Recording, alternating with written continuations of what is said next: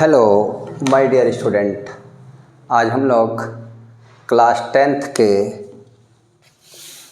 Math के बहुपद में चलेंगे। बहुपद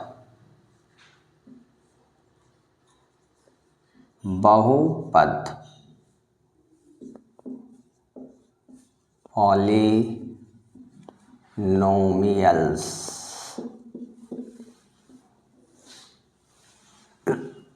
बहुपद।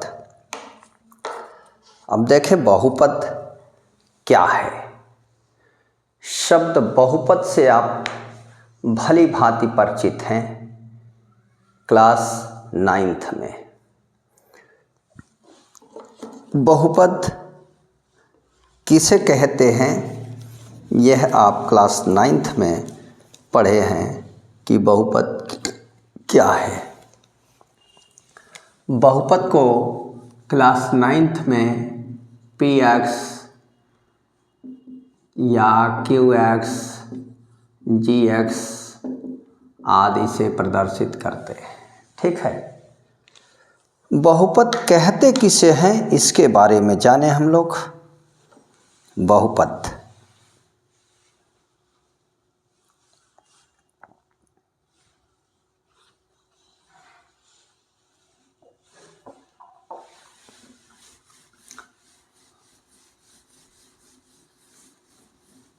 definition of polynomial।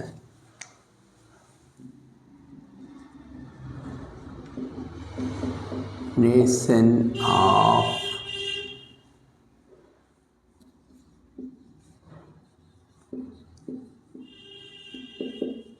polynomials। बहुपद की परिभाषा। बहुपद की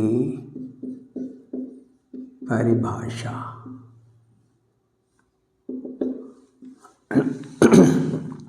देखिए, बहुपद किसे कहते हैं या डिफाइन द पॉलिनोमियल्स। वह फलन जिसमें एक ही चर राशि हो। जब आप, मैं अभी कह रहा कि बैक में ले चलते हैं आपको, कहाँ, क्लास 9th में।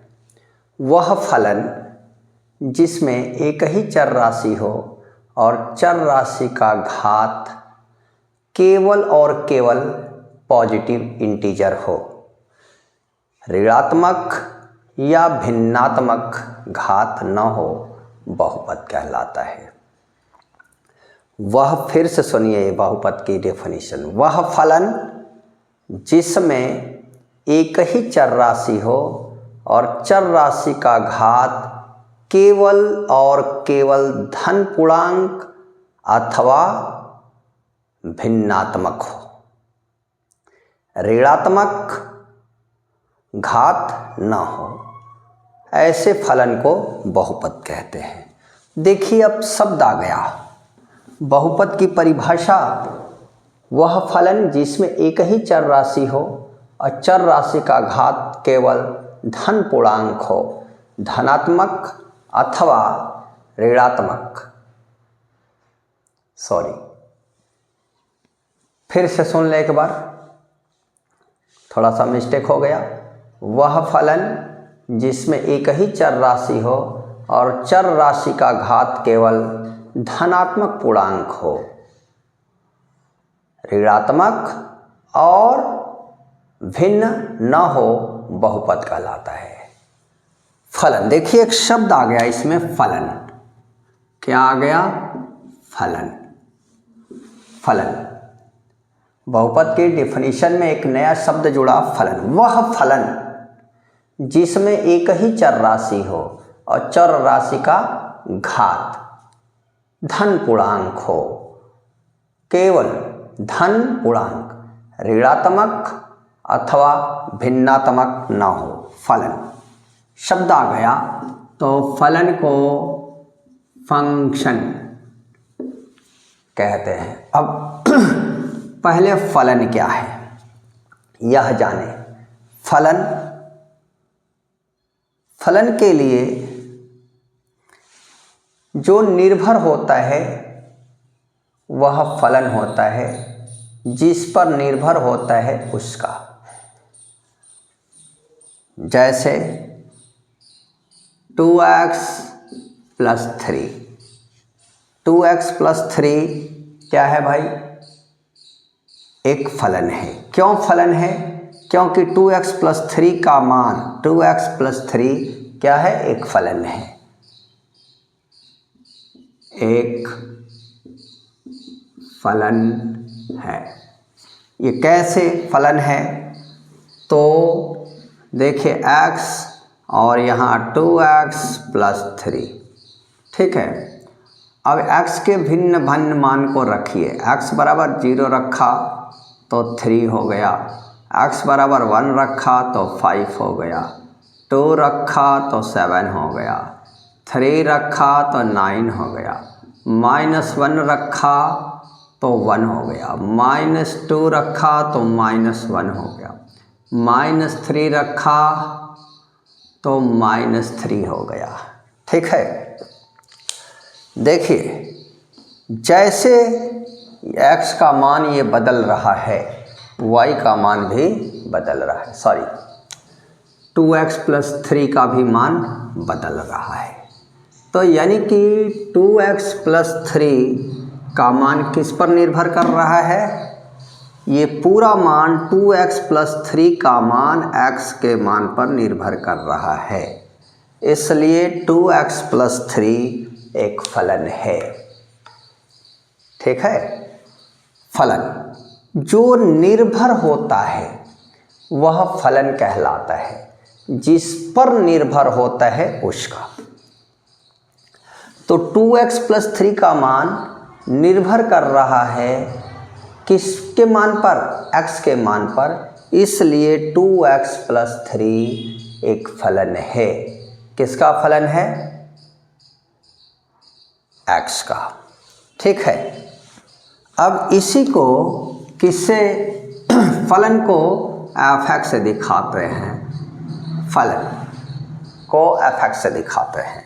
और जैसे ही ये फलन को, फलन ही बहुपद है, फलन ही बहुपद है, बस नाम बदल गया, ठीक है। यहाँ पर इसे फलन कह रहे हैं और बहुपद कह रहे हैं, यही px और यही 2x प्लस 3, ठीक है।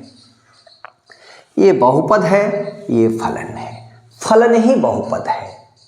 तभी तो देखो डिफिनीशन में आया बहुपद ही फलन है और फलन ही बहुपद है, क्योंकि डिफिनीशन क्या मैंने बताई, कम से कम 3 बार बोला होगा।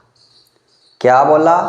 फिर से सुनो एक बार। वह फलन जिसमें एक ही चर राशि हो और चर राशि का घात केवल धन पूर्णांक हो, ऋणात्मक अथवा भिन्नात्मक ना हो, ठीक है। जो वेरिएबल का पावर है वह पावर न तो ऋणात्मक होना चाहिए और न ही भिन्नात्मक होने चाहिए। क्लियर है? तो देखो फलन ही बहुपद है और बहुपद ही फलन है।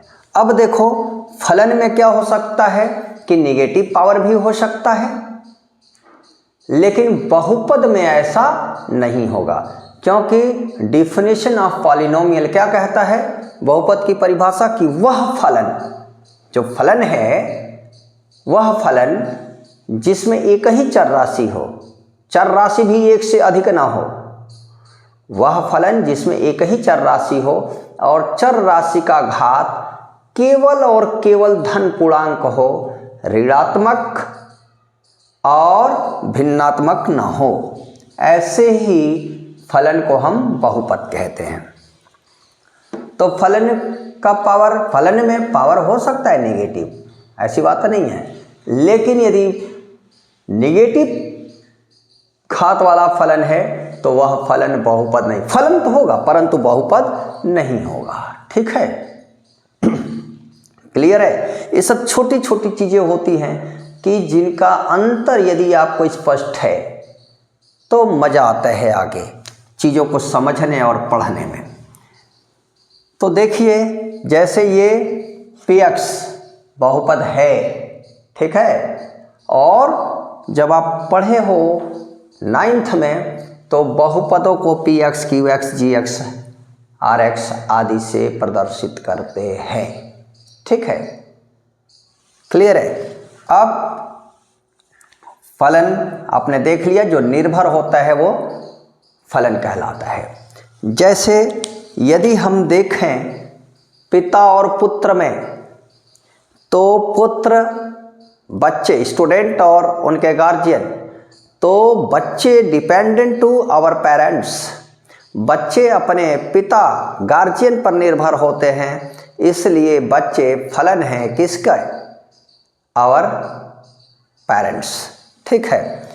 जैसे स्टूडेंट और टीचर, एक कॉमन वे में बता रहा हूँ आपको कि जैसे स्टूडेंट और शिक्षक, तो विद्यार्थी किस पर निर्भर करता है? शिक्षक के ऊपर। शिक्षक पढ़ाएगा, पढ़ेगा, नहीं पढ़ाएगा, आज तबीयत ठीक नहीं पढ़ाएंगे तो बच्चा चला जाएगा। ठीक है, तो देखिए किस पर निर्भर है? छात्र, विद्यार्थी शिक्षक पर, तो विद्यार्थी फलन है। किसका फलन है? शिक्षक का, क्योंकि शिक्षक के ऊपर डिपेंड कर रहे हैं। बच्चे अपने पेरेंट्स पर डिपेंड कर रहे हैं, इसलिए बच्चे फलन हैं कहाँ? अपने पेरेंट्स का। यहाँ पर 2x + 3 x की वैल्यू पर निर्भर करता है, इसलिए 2x + 3 फलन है किसका? x का। अब देखो जैसे 2x² + 5x + 6, ठीक है, यह फलन है। किसका फलन है? x का। इसका मान, पूरे का मान x के मान पर निर्भर करता है, इसलिए ये फलन है टोटल।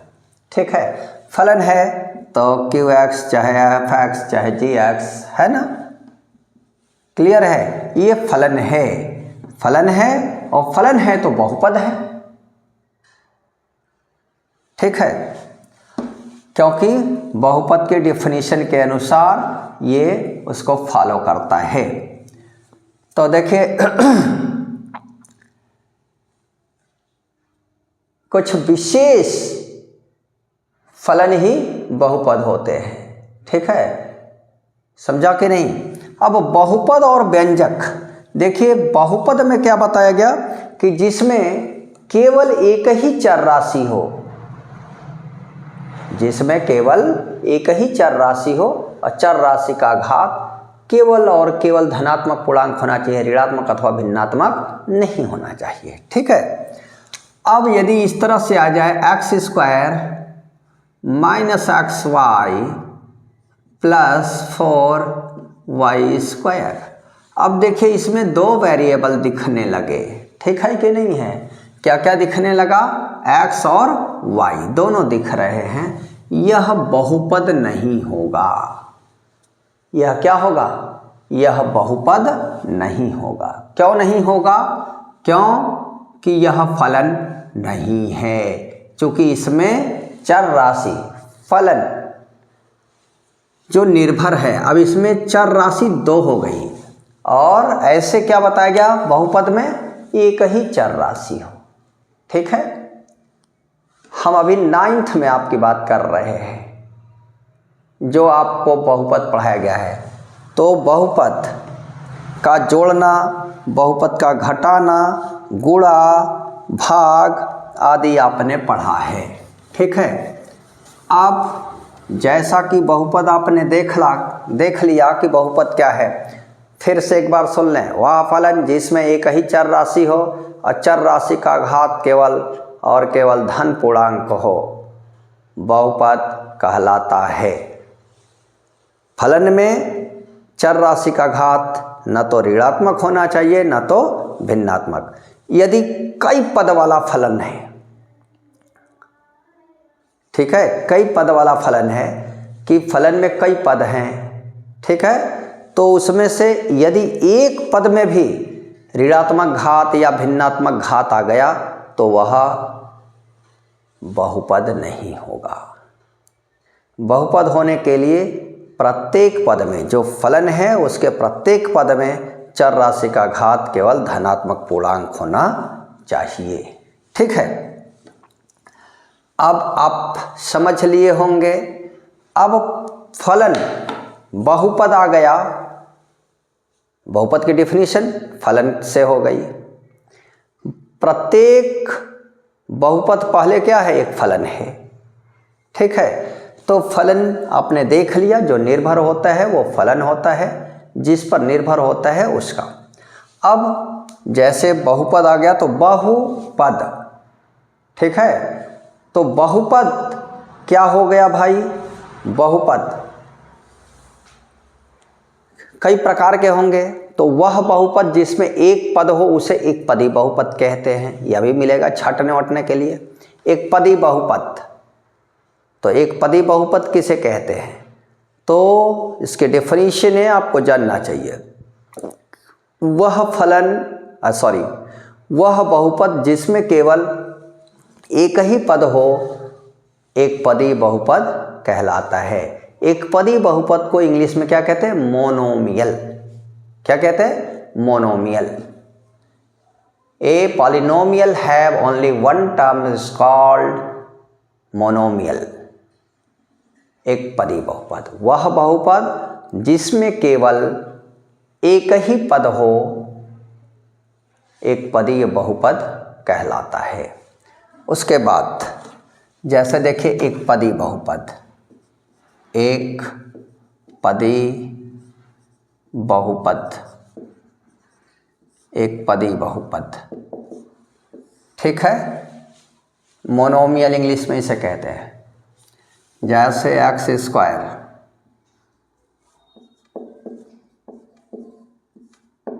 जैसे एक्स स्क्वायर 5x 3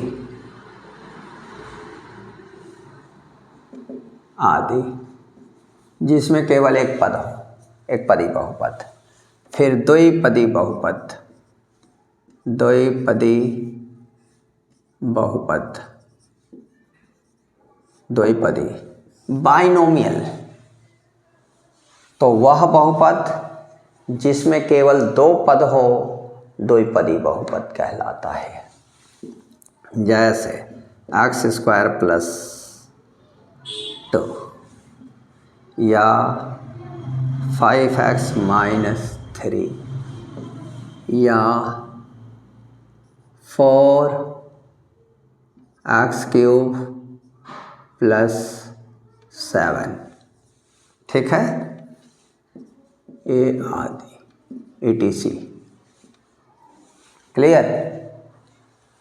अब त्रिपदी बहुपद, त्रिपदी बहुपद, ठीक है, ट्राइनोमियल, ठीक है, त्रिपदी बहुपद, तो वह बहुपद जिसमें केवल 3 पद हो कॉमा त्रिपदी बहुपद कहलाता है। वह बहुपद जिसमें केवल 3 पद हो कॉमा त्रिपदी बहुपद कहलाता है, ठीक है। जैसे x square plus bx plus c, x cube plus 5x minus 7, ठीक है, आदि।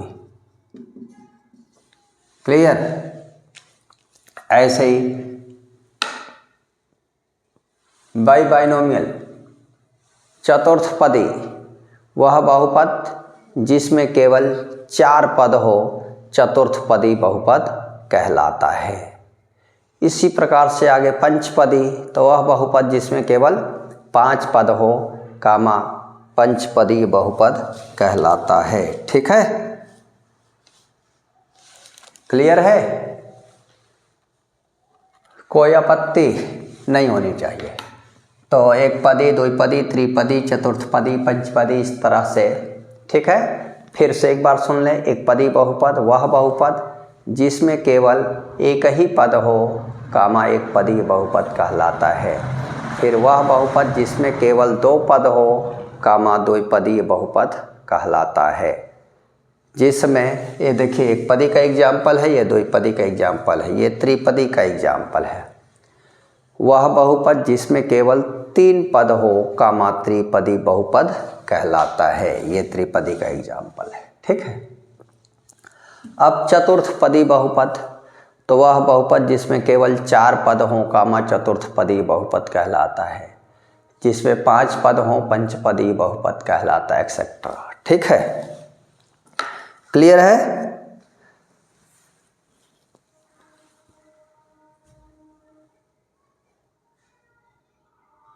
क्लियर है ना भाई?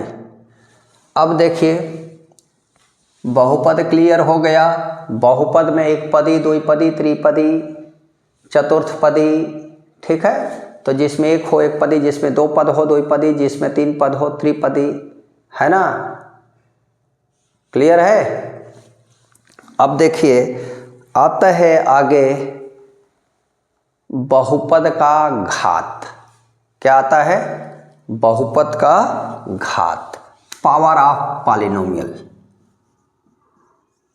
बहुपद का घात,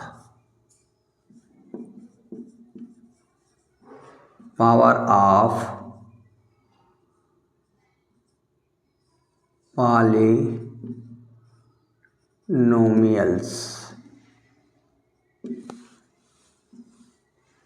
बहुपद का घात। दिए गए बहुपद में बहुपद का घात क्या है? तो दिए गए बहुपद में चर राशि के सबसे बड़े घात को बहुपद का घात कहते हैं। दिए गए बहुपद में चर राशि के सबसे बड़े घात को बहुपद का घात कहते हैं। क्लियर? फिर से एक बार सुने। दिए गए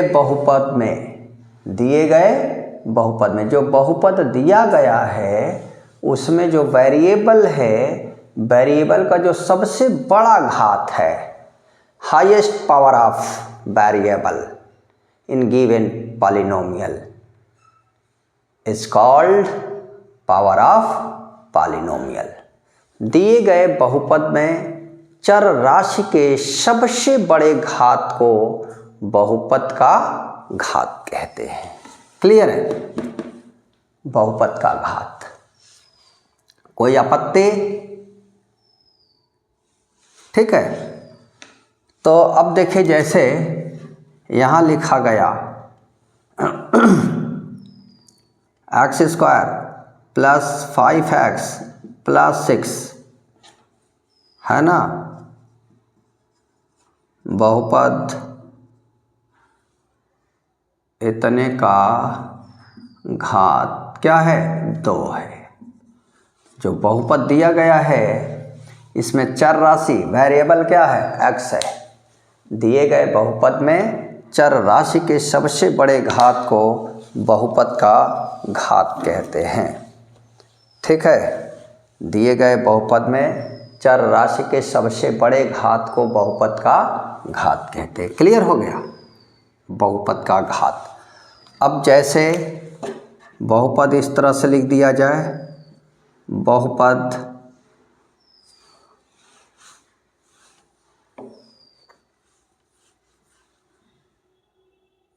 x³ plus 5x² plus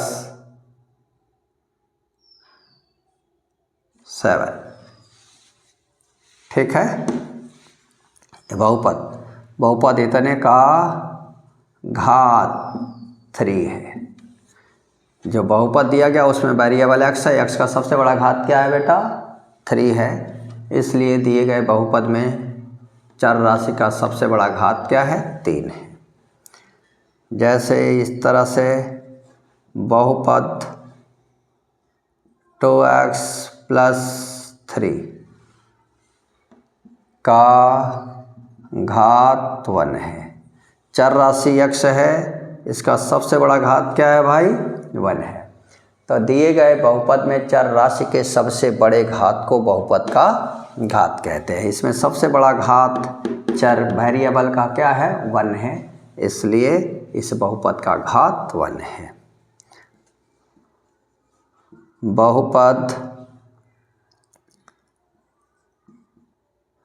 plus 3x³ minus 2x² minus 7 का घात 5 है।